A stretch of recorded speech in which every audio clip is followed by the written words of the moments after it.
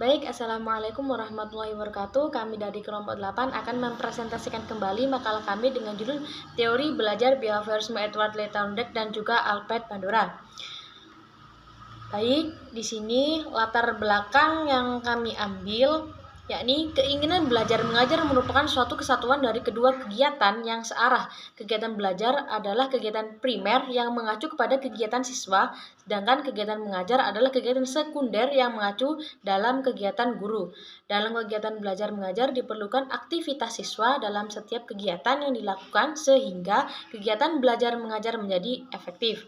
Dalam hal ini, untuk mendapat memahami materi pelajaran, siswa harus dituntut lebih aktif dalam setiap kegiatan belajar dan mengajar ketika berlangsung. Untuk itu perlu diciptakan bagaimana kondisi yang menyenangkan sehingga siswa lebih mudah untuk menerima pelajaran. Pada bab ini, perilaku dari behavior dari peserta didik dan pendidik merupakan masalah penting dalam psikologi pendidikan. Perilaku peserta didik agar dapat menguasai atau memahami sesuatu merupakan upaya diri peserta didik sesuai dengan pengertian bahwa peserta didik adalah proses pendewasaan atau dari ketidakdewasaan menjadi dewasa. Sementara itu, pendidik berupaya agar dapat memahami atau dikuasai oleh peserta didik yang belum dewasa. Baik, rumusan masalah yang kami ambil yang pertama yakni apa yang dimaksud dengan teori belajar behavioristik, yang kedua bagaimana kajian teori belajar behaviorisme Edward Lee Thorndike, dan juga yang terakhir bagaimana kajian teori belajar behaviorisme Albert Bandura. Baik, yang selanjutnya yakni adanya pengertian teori belajar behaviorisme. Teori behavioristik adalah teori belajar yang mengedepankan perubahan perilaku peserta didik sebagai hasil proses pembelajaran. Terjadinya perubahan tingkah laku diakibatkan oleh adanya interaksi antara stimulus dan respon, di mana teori belajar ini berorientasi pada perilaku yang lebih baik. Perspektif dalam behavioristik berfokus pada peran dan belajar dalam menjelaskan tingkah laku manusia dan terjadi melalui rangsangan berdasarkan stimulus yang menunjukkan hubungan perilaku reaktif atau respons terhadap hukum-hukum mekanistik. Sedangkan menurut teori ini seorang terlibat dalam tingkah laku secara karena mereka telah mempelajarinya melalui pengalaman-pengalaman terdahulu dan juga menghubungkan tingkah laku tersebut dengan hadiah atau reward yang diperolehnya. Baik, yang selanjutnya yaitu kajian teori belajar behaviorisme Edward Lee Thorndike. Yang pertama, teori belajar koneksionisme. Teori ini merupakan teori kaum behavioris yang dikenal dengan nama teori belajar karena seluruh perilaku manusia adalah hasil belajar. Belajar di sini diartikan sebagai perubahan perilaku organisme sebagai pengaruh lingkungan. Behaviorisme tidak mau mempersoalkan apakah manusia itu baik atau tidak, rasional atau emosional, dan juga behaviorisme hanya ingin mengetahui bagaimana perilakunya yang dikendalikan oleh faktor-faktor lingkungan. Dalam arti teori belajar yang lebih menekankan pada tingkah laku manusia dan juga memandang individu sebagai makhluk yang reaktif dan juga memberi respon terhadap lingkungan. Edward Lee Thorndike adalah seorang psikolog terkemuka di Amerika Serikat yang menghabiskan hampir seluruh karirnya atau hampir seluruh hidupnya terhadap Teachers College di Columbia Universitas. Baik, yang selanjutnya adalah hukum-hukum koneksionisme atau hukum utama dan hukum tambahan. Di sini terdapat beberapa proses perkembangan dalam teori Thorndike, yaitu yang pertama, pemikiran tahapan pertama. Di sini muncul pada periode sebelum tahun 1930. Dalam tahap ini, Thorndike menggagas beberapa ide penting yang berkaitan dengan hukum-hukum belajar, yaitu hukum kesepian, hukum latihan, dan juga hukum akibat dan juga hukum sikap. Kedua hukum latihan dan juga hukum latihan atau disebut law of exercise. Hukum ini menjelaskan kemungkinan kuat dan lemahnya hubungan stimulus dan respon.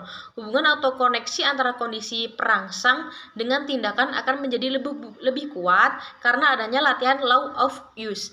Dan koneksionismenya itu akan menjadi lemah karena latihan tidak dilanjutkan atau dihentikan law of issue. Terus yang ketiga, hukum efek law of effect. Hukum ini menunjukkan pada kuat atau lemahnya hubungan antara stimulus dan respon tergantung pada akibat yang ditimbulkan. Apabila respon yang diberikan seseorang mendatangkan kesenangan Apabila respon yang diberikan seorang dengan kesenangan, maka respon tersebut akan mempertahankan atau diulang dan juga sebaliknya. Dan yang keempat, adanya hukum law of attitude, yaitu hubungan stimulus respon yang cenderung diperkuat oleh akibat yang menyenangkan dan sebaliknya, cenderung akan diperlemah oleh akibat yang tidak memuaskan. Dalam hal ini, perbedaan individu dalam proses pembelajaran juga dipersatukan oleh beberapa faktor yang berkaitan dengan individu itu sendiri, seperti keturunan, bakat, dan juga hal-hal lain yang menyangkut dengan persoalan emosional, misalnya kenyamanan, keringanan, kejenuhan, dan juga kelelahan. Baik, yang kedua adanya pemikiran tahap kedua. Nah, di sini seiring berjalannya waktu, seseorang pemikir kadang mengalami evolusi ide. Ada beberapa revisi dalam gagasan yang pernah diungkapkan, yaitu ia mencoba meraup dan merevisi beberapa hukum belajar yang pernah digagasnya. Nah, ini dimaksud pemikiran tahap kedua yang terjadi setelah sekitar tahun 1930. Hukum belajar ini yang direvisi oleh Thorndike antara lain hukum latihan, hukum akibat. Baik, yang selanjutnya Thorndike juga mengumpulkan adanya 5 hukum tambahan. Yang pertama, law of multiple response, yaitu individu mencoba berbagai respon sebelum mencapai respon yang tepat. Yang kedua, law of attitude, yang proses belajar berlangsung bila ada kesepian mental yang positif pada siswa. Yang ketiga, adanya law of partial activity, yaitu individu dapat bereaksi secara selektif terhadap kemungkinan-kemungkinan yang ada. Dan yang keempat, adanya law of response by analogy, yaitu individu cenderung mempunyai reaksi yang sama terhadap situasi yang baru. Dan yang terakhir adanya law of accelerative shifting, yaitu sikap respon yang telah dimiliki individu yang melekat pada stimulus baru. Baik, yang ketiga adanya prinsip belajar koneksionisme di dalam kelas. Yang pertama, pembelajaran merupakan proses yang melibatkan trial dan juga error. Thorndike berkeyakinan bahwa dalam setiap pembelajaran melibatkan trial dan juga error. Melalui trial dan error, pembelajaran terjadi dengan membuat beberapa kesalahan hingga menemukan solusi yang tepat dalam ketidakadaan pengajaran, permodelan, atau petunjuk.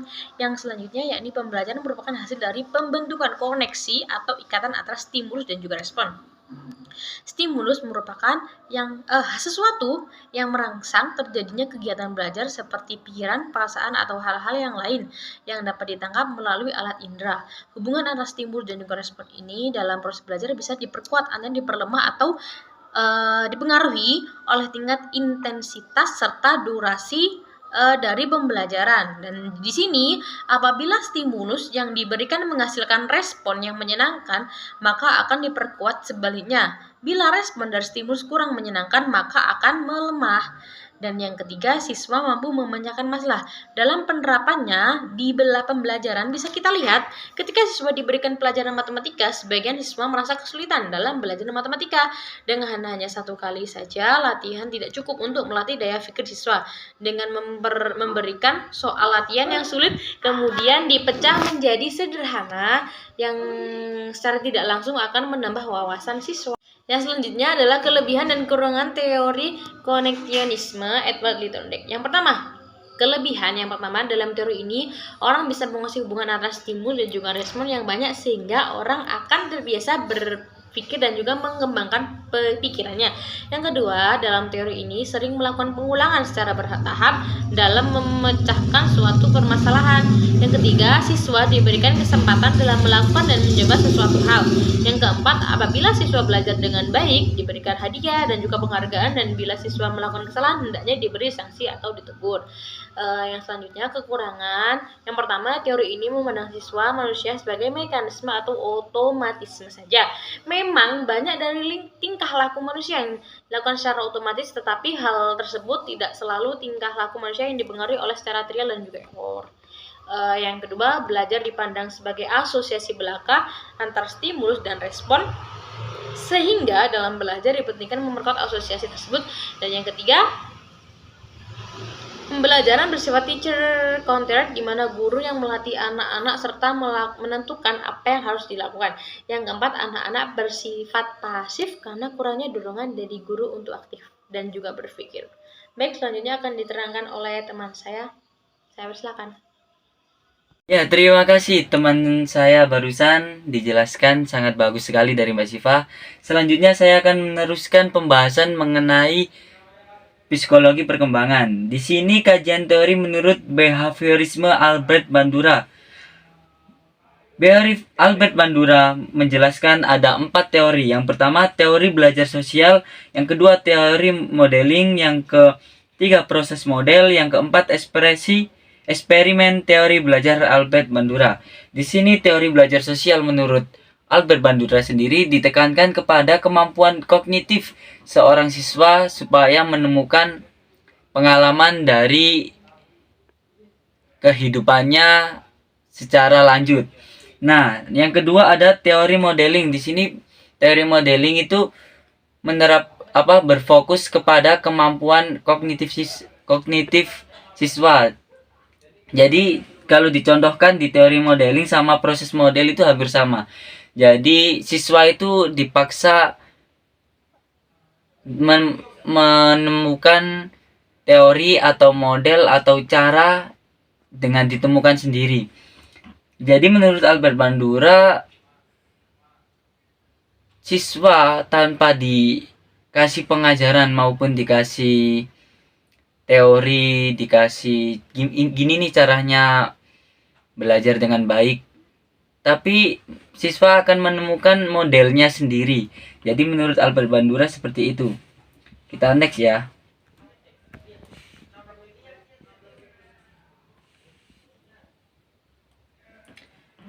Kelebihan dan kekurangan teori belajar Albert Bandura.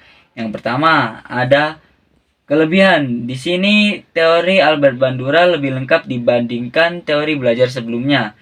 Karena itu menekankan bahwa lingkungan dan perilaku seseorang dihubungkan melalui sistem kognitif orang tersebut. Yang kedua, Bandura memandang tingkah laku manusia bukan semata-mata refleks atas stimulus, melainkan juga akibat reaksi yang timbul oleh adanya interaksi antara lingkungan dengan kognitif manusia itu sendiri. Yang ketiga, pendekatan teori belajar sosial lebih ditekankan pada perlunya conditioning atau pembiasaan merespon dan imitasi. Tetapi, Albert Bandura juga terdapat kekurangan di mana mengenai peniruan tingkah laku dan cara peniruan tersebut memerlukan pengulangan dalam mendalami sesuatu yang ditiru. Yang kedua, jika manusia belajar untuk membentuk tingkah lakunya dengan hanya melalui peniruan modeling, sudah pasti terdapat sebagai individu yang menggunakan teknik peniruan ini. Hal ini juga akan meniru tingkah laku yang negatif, termasuk perilaku yang tidak diterima dalam masyarakat. Di sini bisa disimpulkan bahwa Albert Bandura memiliki teori yang bertolak belakang dengan teori yang sebelumnya disebutkan oleh Mbak Siva. Di sini Albert Bandura menjelaskan bahwa anak itu akan selamanya meniru sosok orang dewasa. Jadi emang mungkin doktrin dari pikiran anak itu sendiri ya, kalau emang orang dewasa itu lebih keren, orang dewasa itu lebih tahu segalanya, sehingga dia mencontoh tuh apa yang dia lihat dari orang dewasa, entah dari kehidupan, entah dari cara dia ngomong, ngobrol maupun cakap, tata cara dan perilaku. Kita next. Di sini kesimpulannya, teori behavioristik adalah teori belajar yang mengedepankan perilaku peserta didik sebagai hasil proses pembelajaran. Perubahan tingkah laku diakibatkan oleh adanya interaksi antar stimulus dan respon. Teori belajar ini berorientasi pada perilaku yang lebih baik. Tetapi menurut Thorndike, berkesimpulan bahwa belajar adalah hubungan antara stimulus dan respon. Jadi di sini ada perbedaan nih di antara keduanya, di mana behavioristik sendiri belajar mengedepankan perubahan perilaku. Menurut behavioristik, manusia itu akan berevolusi seiring emang kondisi zaman, entah itu geografis regional atau entah hal yang mempengaruhi perilaku manusia, hal itu akan terus dinamis berevolusi. Nah, tetapi menurut Thorndike, berkesimpulan belajar itu harus ada responnya. Jadi harus ada yang memancing seorang siswa tersebut supaya timbul rasa ingin belajar. Entah itu dipancing dengan kesenangan dia atau hal yang lain-lain. Nah, sarannya sendiri, dalam penulisan makalah ini memang kami masih mengakui banyak kekurangan dengan terbatasnya informasi yang sangat sedikit, pengetahuan dan kurangnya rujukan atau referensi yang ada di hubungannya. Diharapkan pembaca atau pendengar video ini bisa membangun agar makalah ini dapat lebih baik ke depannya. Mungkin itu saja presentasi kelompok 10 mata kuliah psikologi perkembangan pada kali ini. Saya akhiri. Wassalamualaikum warahmatullahi wabarakatuh.